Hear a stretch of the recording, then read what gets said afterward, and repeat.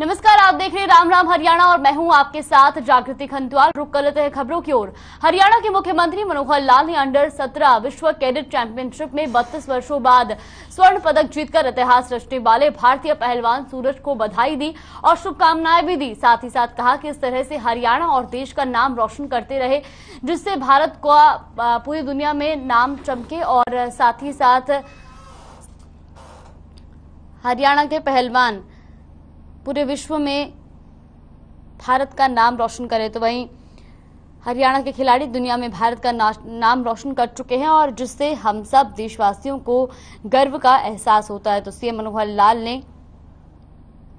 Under 17 विश्व cadet championship में 32 वर्षों बाद स्वर्ण पदक जीतकर इतिहास रचने वाले पहलवान सूरज को बधाई और शुभकामनाएं दी हैं।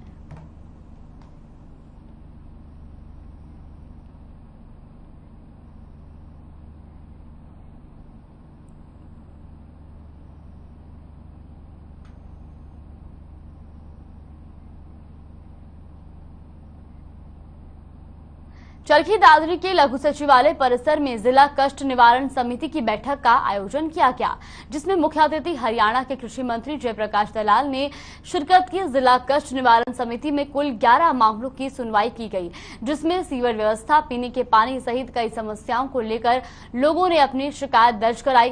कृषि मंत्री जयप्रकाश दलाल ने मौके पर मामलों की सुनवाई करते हुए अधिकारियों को जल्द से जल्द समाधान करने के निर्देश दिए। कृषि मंत्री ने कहा कि सरकार की ओर से सभी वर्गों को ध्यान में रखते हुए अनेक जन कल्याणकारी योजनाएं चलाई जा रही हैं, जिसका सभी लोगों को फायदा मिल रहा है। तो चरखी दादरी में जिला कष्ट निवारण समिति की बैठक का आयोजन किया गया, जहां कृषि मंत्री जेपी दलाल ने शिरकत की। तो वहीं बैठक में 11 मामलों पर सुनवाई हुई और इस दौरान कृषि मंत्री ने अधिकारियों को भी सख्त आदेश दिए।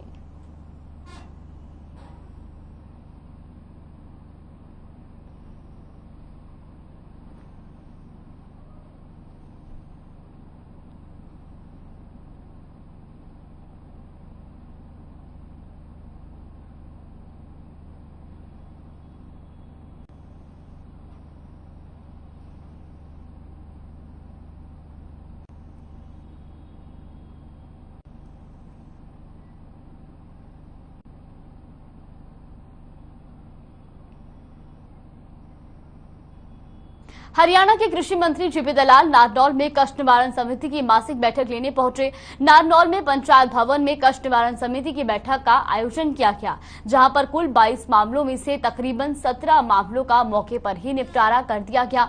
बाकी 5 मामलों को अगली बैठक तक अधिकारियों को कार्रवाई करने के निर्देश दिए गए। कृषि मंत्री ने साथ ही साथ कहा कि अगर अधिकारी ईमानदारी से और ठीक कार्य करें तो कष्ट निवारण समिति में मामले नहीं आएंगे। साथ ही नगर परिषद की समस्याओं पर कहा कि नगर परिषद के मामले काफी समय सामने आए हैं और जिस पर उन्होंने जांच कर सम्मिलित अधिकारियों पर चार्जशीट करने के भी आदेश दिए हैं। तो नारनौल से खबर आपको बता रहे, जहां पर कष्ट निवारण समिति की बैठक का आयोजन किया गया। तो वहीं कृषि मंत्री बैठक में शामिल हुए, जहां पर कृषि मंत्री ने अधिकारियों को सख्त आदेश दिए।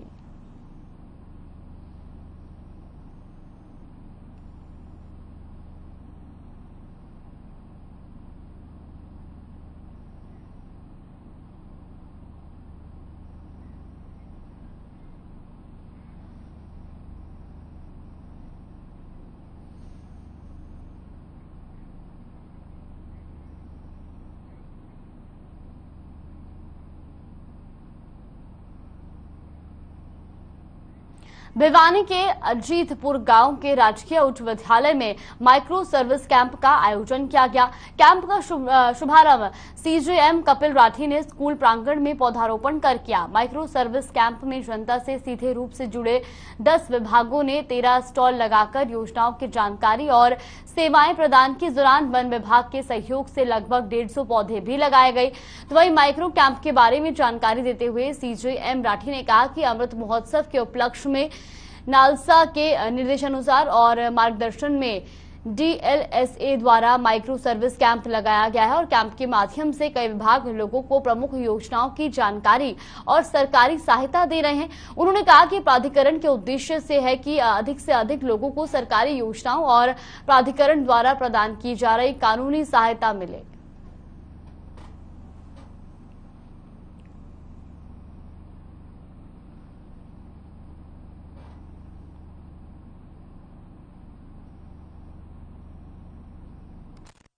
ये हमारी नेशनल लीगल सर्विस अथॉरिटी के अधीन हरियाणा सर्विस लीगल अथॉरिटी और DLSA भिवानी के अधीन हमने आज एक माइक्रो कैंप का गांव अजीतपुरा में आयोजन किया है। इस कैंप में 8 से 10 सरकारी विभागों ने अपने अपने जो हैं स्टॉल लगाए हैं और मैंने खुद सारा अवलोकन किया है और मुझे बड़ा खुशी की बात है कि काफ़ी ग्रामीण हमारे गांव के सदस्य आए हैं और उनके चाहे कोई आधार कार्ड से समस्या हो या कोई इलेक्शन कार्ड से हो या उनके फसल बीमा योजना हो या उनके कोई हेल्थ रिलेटेड इश्यूज़ हैं, हमारी जो सरकार की उनकी लाभदायक स्कीम है उनको एक तो उनको पता चलेगा।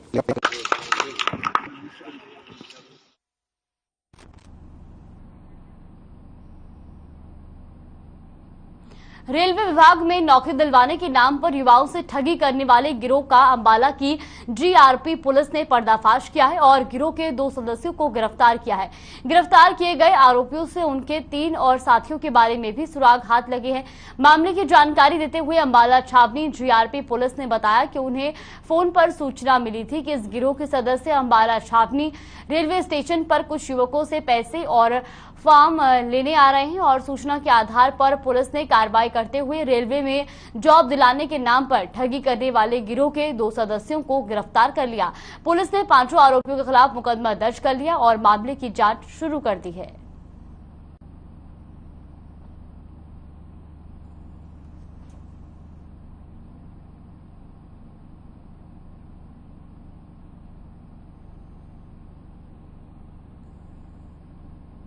नहीं जसोक फौजी जी उसने करे जी। मैं उसको तो सिर्फ ये कहा था फार्म लेके आओ वहाँ से, सिर्फ फार्म लेने आए थे, उसके अलावा मैं किसी चीज़ का नहीं पता जी। अशोक फौजी है जी।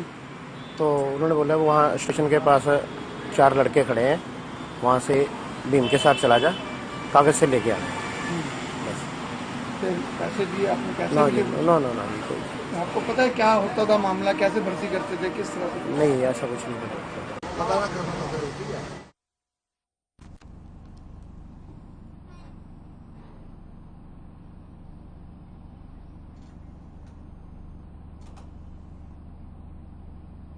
चरखी दादरी जिले के गांव झोंझू कला में जिला स्तरीय बिजली महोत्सव कार्यक्रम का आयोजन किया गया, जिसमें बारुड़ा विधायक नैना चौटाला ने मुख्य अतिथि के रूप में शिरकत की। बिजली महोत्सव कार्यक्रम में स्कूली बच्चों ने नुक्कड़ नाटक के माध्यम से लोगों को बिजली की बचत करने के लिए जागरूक किया। तो वहीं कार्यक्रम को संबोधित करते हुए विधायक नैना चौटाला ने बताया कि सरकार की तरफ से लोगों को बिजली की सुविधा उपलब्ध करवाने के लिए पूरे प्रयास किए जा रहे हैं। साथ ही उन्होंने बताया कि सीएम मनोहर लाल की तरफ से दादरी रैली के दौरान कई करोड़ रुपए की सौगात जिला वासियों को दी गई, जिससे पीने के पानी, सड़क और स्वास्थ्य सेवाओं को बेहतर बनाने के लिए मदद मिलेगी।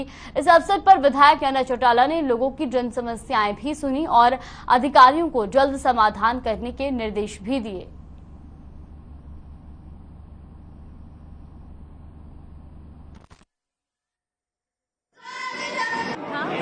सेंट्रल गवर्नमेंट का प्रोग्राम है उज्ज्वल भारत उज्ज्वल भविष्य सौर ऊर्जा से संबंधित प्रोग्राम। हमारे SC आए हुए हैं कुलदीप जी और उनकी पूरी टीम जो हमारे दादरी जिले की बिजली से संबंधित जितने भी अधिकारी रणवीर जी सारे यहाँ इकट्ठे हुए हैं। और इससे ये है कि हम सौर ऊर्जा को ज़्यादा से ज़्यादा ग्रामीण क्षेत्र में जो सोलर प्लेट्स है हमारी, उसको लगाकर हम बिजली को बहुत हद तक बचा सकते हैं।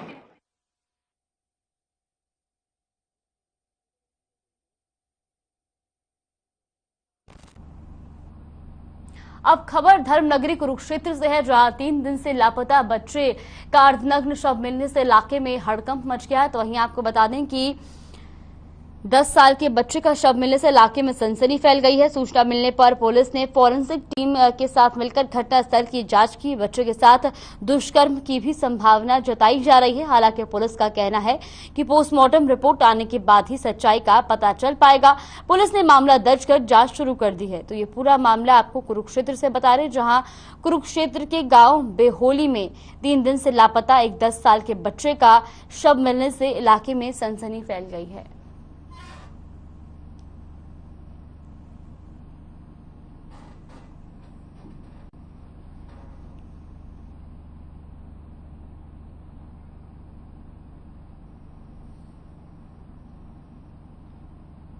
खबर गुरुग्राम से है, जहां शहर के पौष इलाके में एक युवक की हत्या से हड़कंप मच गया। मृतक युवक की गर्दन, सर और शरीर के बाकी हिस्सों में चोट के निशान मिले। मृतक की पहचान भूरा के तौर पर हुई है। युवक सेक्टर 15 पार्ट 2 की खाली पड़ी कोठी में बीते 4 साल से चौकीदारी कर रहा था। सूचना पर पहुंची पुलिस शव को कब्जे में लेकर मामले की तफ्तीश शुरू कर दी है। और बता दें कि सीएम मनोहर लाल ने ई-बीट सिस्टम की शुरुआत कर स्मार्ट पुलिसिंग का दावा किया था, लेकिन खुद पुलिस कमिश्नर ने ये दावा किया था कि ई-बीट सिस्टम में तैनात कांस्टेबल सेक्टरों में खाली पड़े मकानों का पूरा डेटा ई-बीट सिस्टम पर अपलोड कर संवेदनशील इलाकों पर नजर रखेंगे। लेकिन 2 दिन बाद ही ऐसी ही खाली पड़ी कोठी में चौकीदार की हत्या ने पुलिस के सेवा, सुरक्षा, सहयोग जैसे नारों की पोल खोलकर रख दी है।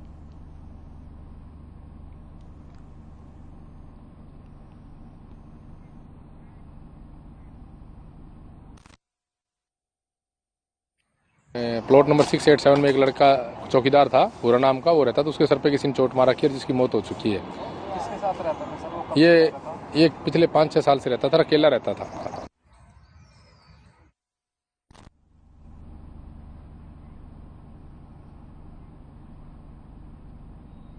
रुकते हैं छोटे से ब्रेक के लिए। ब्रेक के बाद जल्द हाजिर होंगे खबरों